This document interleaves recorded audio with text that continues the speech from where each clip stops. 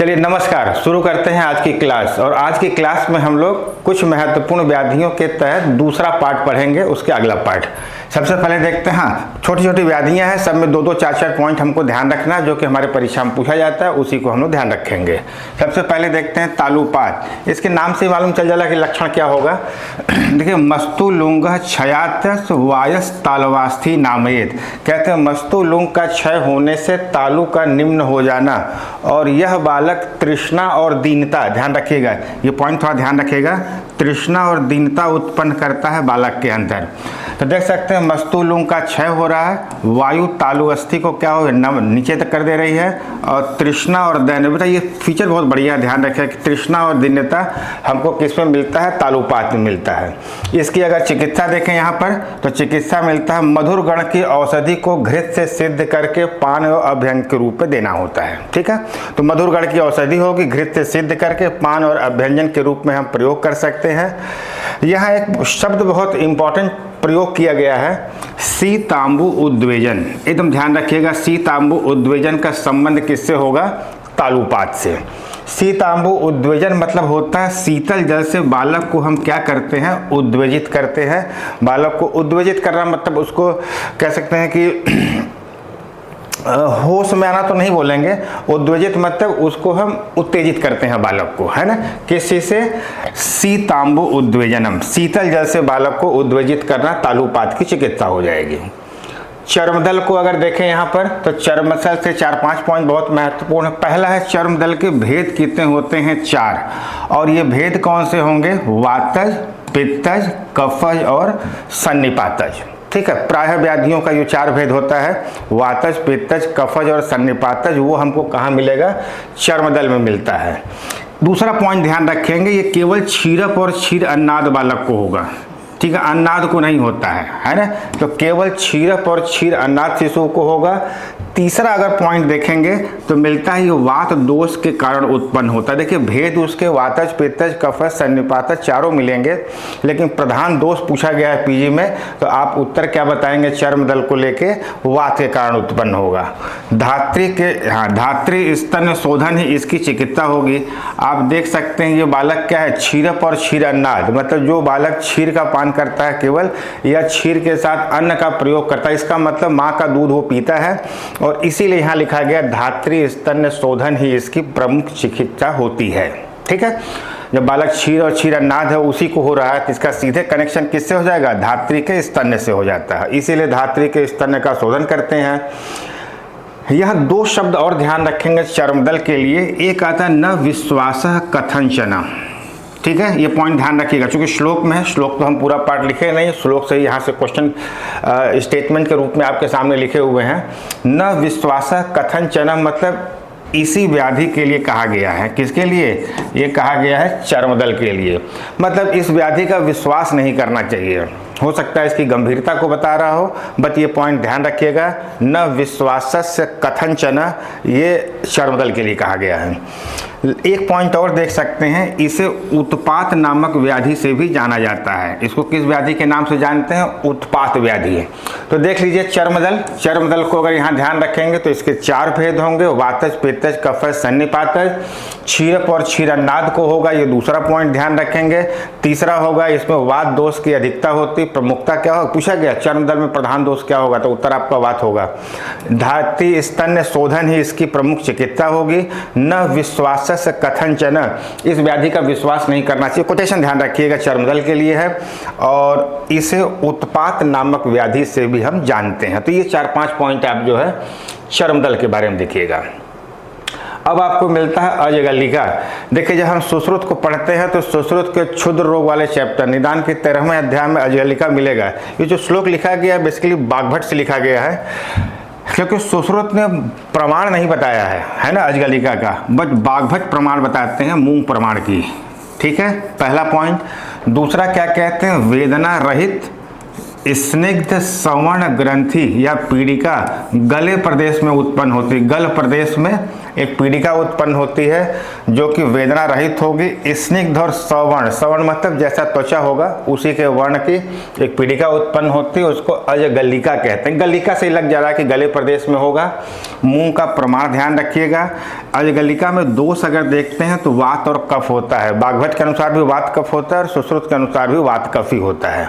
हाँ, इसका चिकित्सा बहुत पूछा जाता है। चिकित्सा के लिए कहते हैं अगर अपक्व अवस्था में रहता है तो रक्त मोक्षण कराते हैं। एकदम बेटा ध्यान रखना, अपक्व अवस्था में है तो हम रक्त मोक्षण कराते हैं, और अगर यही पक्व पीड़िका हो जाती है तो व्रण के समान चिकित्सा करते हैं। बहुत इंपॉर्टेंट पॉइंट दोनों है। बहुत आसान सवाल के रूप में इसको हम लोग मानते हैं कि अगर अजगलिका अपक्व अवस्था में होगी तो रक्त मोक्षण उसकी चिकित्सा होगी, और अगर ये पक्व पीड़िका के रूप में हो जाती है तो इसकी चिकित्सा हम किसके समान करते हैं?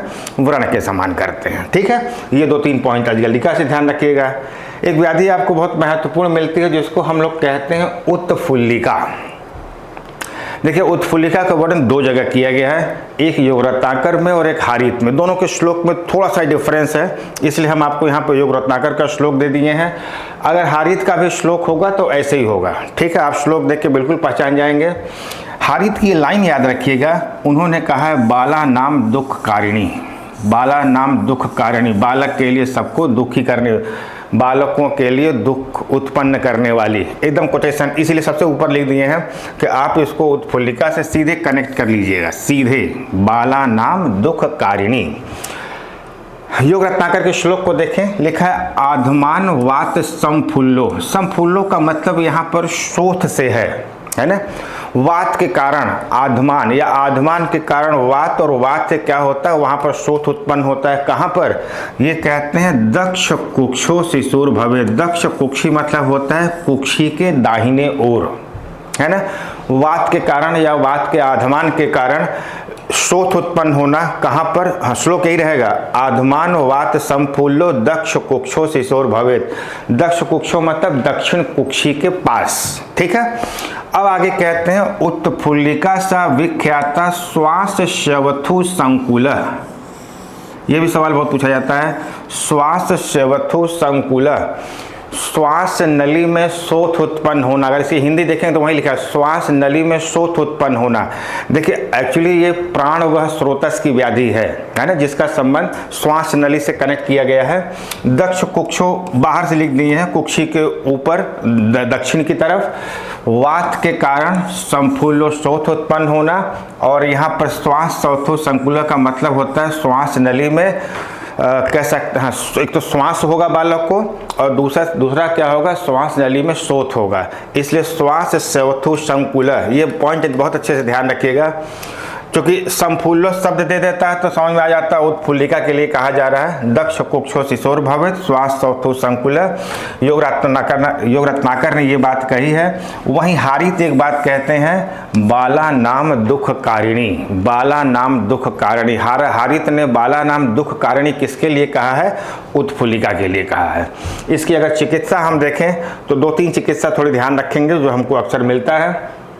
एक तो देख सकते हैं पीपल आदि चूर्ण हो गया, टंकड़ आदि योग हो गया, हिंगुलादि बटी हो गया, कुमार कल्याण रस को देख सकते हैं। कुमार कल्याण रस सिद्ध भैषज मणिमाला का दिया हुआ है, कुमार कल्याण रस, इसको आप थोड़ा ध्यान रख सकते हैं। कर्कोटक आदि चूर्ण। देखिए, अब क्या है, योग रत्नाकर की ये व्याधि बड़ी कॉमन नहीं कहेंगे, थोड़ी इंपॉर्टेंट व्याधि के रूप में हम लोग देखेंगे उत्फुल्लिका। इसलिए योग रत्नाकर के इस 2 योग को हमारे हिसाब से आपको याद रखना चाहिए। एक तो कर्कोटक आदि चूर्ण हो गया, दूसरा बिल्वादि क्वाथ हो गया। ठीक है, हारी तो वहाँ पे एक लाइन बोले हो जो कि बहुत सवाल पूछा जाता है, उदर में जलौका द्वारा रक्त मोक्षण। उदर में जलौका द्वारा रक्त मोक्षण। देखिए, दक्ष कुक्षी है भी, उदर रोग, यहाँ उदर मलेरिया, जलौका द्वारा रक्त मोक्षण। दूसरा यही देखिए हारीत क्या कहते हैं, क्षीर दोष निवारणम। एक श्लोक में से छोटा सा पार्ट यहाँ से निकाल के लिखा हुआ है, बहुत इंपॉर्टेंट पॉइंट होगा, ध्यान रखिएगा। पूछा जाएगा क्षीर दोष निवारण हारीत ने किसके लिए, किसकी चिकित्सा के लिए बोला है, तो आपका उत्तर हो जाएगा उत्फुल्लिका के लिए बोले हैं। ठीक है। तो उदर में जलौका द्वारा रक्त मोक्षण, पहला पॉइंट। दूसरा, क्षीर दोष निवारण। ये शब्द आप बिल्कुल ध्यान रखिएगा उत्फुल्लिका के लिए।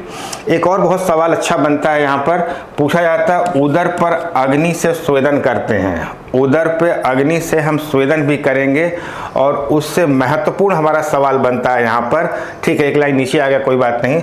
उदर और पृष्ठ पर बिंदुवत दाह, ठीक है, दाह के कई प्रकार होते हैं, उसमें उदर और पीठ, उदर और पीठ या उदर और पृष्ठ पे हम बिंदुवत दाह किस पे कहाँ करते हैं, हम लोग उत्फुल्लिका में करेंगे।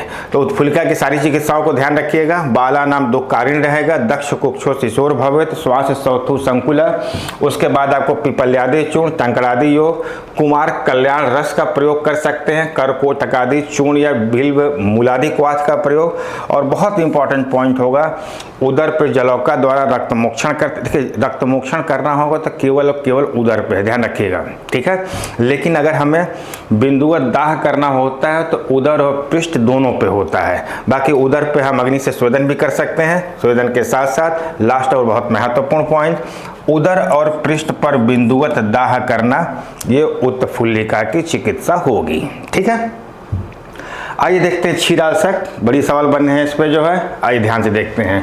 पहली बात तो यही होगी कि क्षीराल्सक का वर्णन केवल बाग्भट्ट द्वय ने किया है, ठीक है। देखिए अल्सक तो है, हाँ, चरक हैं या सुश्रुत हैं या बाकी लोग किए हैं, लेकिन क्षीराल्सक को केवल और केवल किसने डिस्क्राइब किया है, बाग्भट्ट। बाग्भट्ट द्वय मतलब दोनों वाले बाग्भट्ट, अष्टांग संग्रह भी और अष्टांग हृदय भी, ठीक है।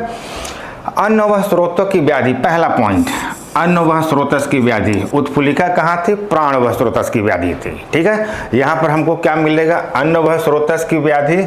और दूसरा बहुत प्यारा सवाल पूछा जाता है, बार बार इसको लोग गलत भी करके आते हैं, त्रिदोष दुष्ट स्तन से उत्पन्न होता है, ठीक है। तो अन्न व स्रोतस की व्याधि जो त्रिदोष दुष्टि से स्तन से उत्पन्न होता है, त्रिदोष दुष्टि स्तन से उत्पन्न होगा। इसके भी श्लोक ढेर सारे लाइन में हैं, हमने बहुत महत्वपूर्ण बातें निकाल के यहाँ रखी है। पहले देखिएगा, एक एक सवाल होंगे ये, दुर्गंधि आमम जलोपमम, जो बालक मल त्याग करेगा वो ऐसा कैसा करेगा, दुर्गंधि आम जलोपमम, दुर्गंधित आम जलोपमम, बहुत इंपॉर्टेंट पॉइंट है, ध्यान रखिएगा, ठीक है। दुर्गंधि आम जलोपमम। फिर उसके और लक्षण बनाए हैं, कुछ विबद्ध होगा, कुछ अच्छ होगा, कुछ विच्छिन्न होगा और फेनिल युक्त होगा। तो ये पॉइंट एग्जाम के लिए तो बहुत महत्वपूर्ण नहीं है, लेकिन ये पॉइंट आप बिल्कुल ध्यान रखेंगे, दुर्गंधि आम जलोपमम। आगे क्या कहते हैं, शक्रिन, हाँ, शक्रिन नाना व्यथा वर्णम, शक्रिन, अब फेनिलम शक्रिन है, जो ये लक्षण दिया है किसका दिया है, मल का लक्षण दिया है, शक्रिन शब्द यूज किया गया है। फिर लिखे नाना वर्ण, नाना व्यथा वर्ण, मतलब विभिन्न प्रकार की व्यथा होगी और विभिन्न प्रकार के वर्ण होंगे। शब्द जिसको हमने हाईलाइट किया उस हाईलाइट को ध्यान रखिएगा।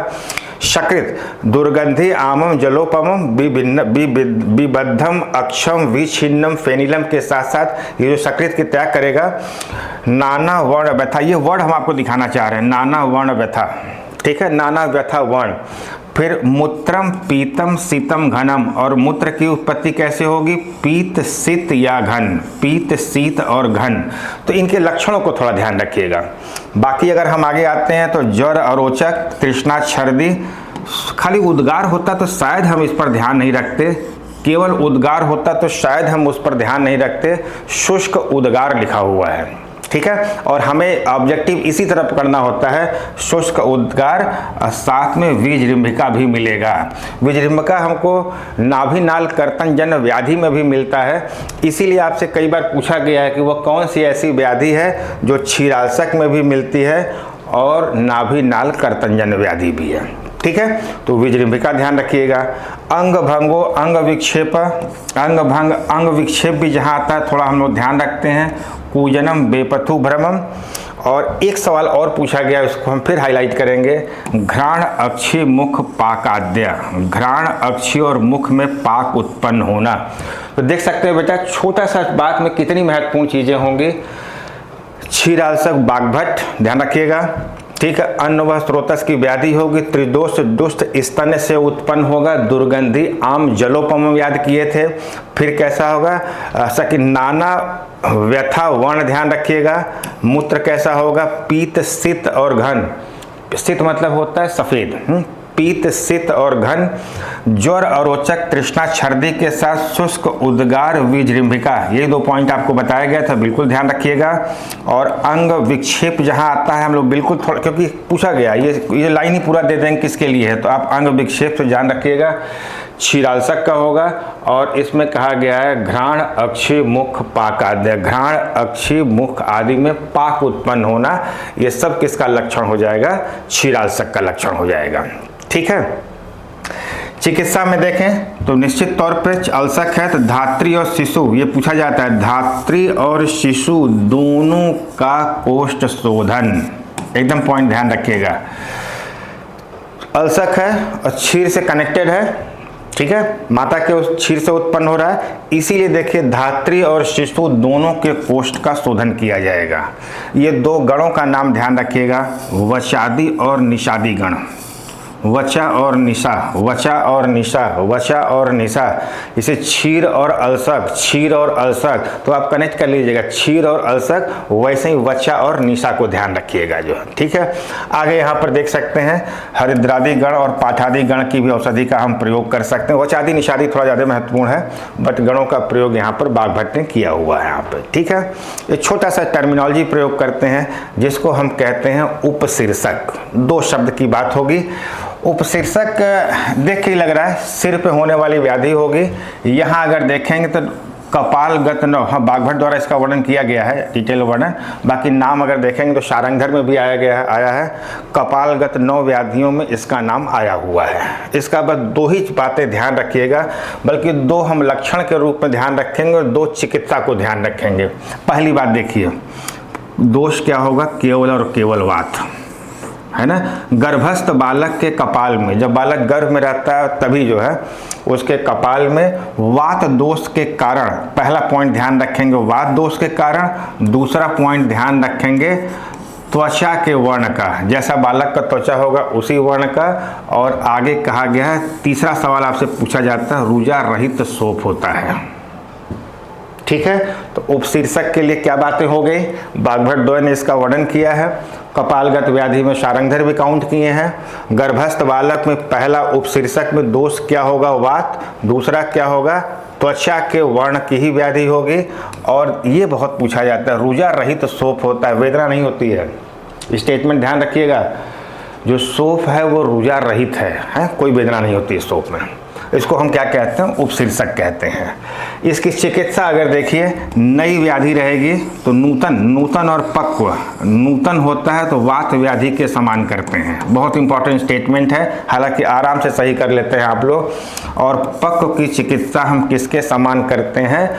विद्रधि के समान करते हैं। ध्यान रखिएगा, पक्व की चिकित्सा किसके समान करते हैं? विद्रधि के समान करते हैं। इसीलिए एक लाइन करके पूछा गया था, ये सवाल आया हुआ था, पक्वे कर्म विद्रधिवत। एकदम यही लाइन ध्यान रखिएगा, पक्वे कर्म विद्रधिवत, पक्वे कर्म विद्रधिवत। ये श्लोक यहाँ जानबूझ के लिखा गया कि आपको श्लोक से क्वेश्चन मिलेगा तो आप आराम से इसको सही करके आएंगे। तो उपशीर्षक कह सकते हैं, अगर नवीन होगा तो हम केवल वात व्याधि के समान चिकित्सा करते हैं, क्योंकि दोष देखिए क्या है? वात ही है। लेकिन अगर उसमें पाक हो चुका होगा तो उसकी चिकित्सा हम किसके समान करते हैं? विद्रधि के समान करेंगे। ठीक है। तो ये 2 पॉइंट यहाँ से ध्यान रखेंगे। चलिए, अगर आपको मेरी क्लास अच्छी लगी हो और आप पीजी प्रिपरेशन के लिए इंटरेस्टेड हैं तो आप अपना नाम, कॉलेज का नाम और बैच का नाम इस दिए गए नंबर पे व्हाट्सएप कर दीजिए, आपको डेमो बैच में ऐड कर दिया जाएगा। Thank you.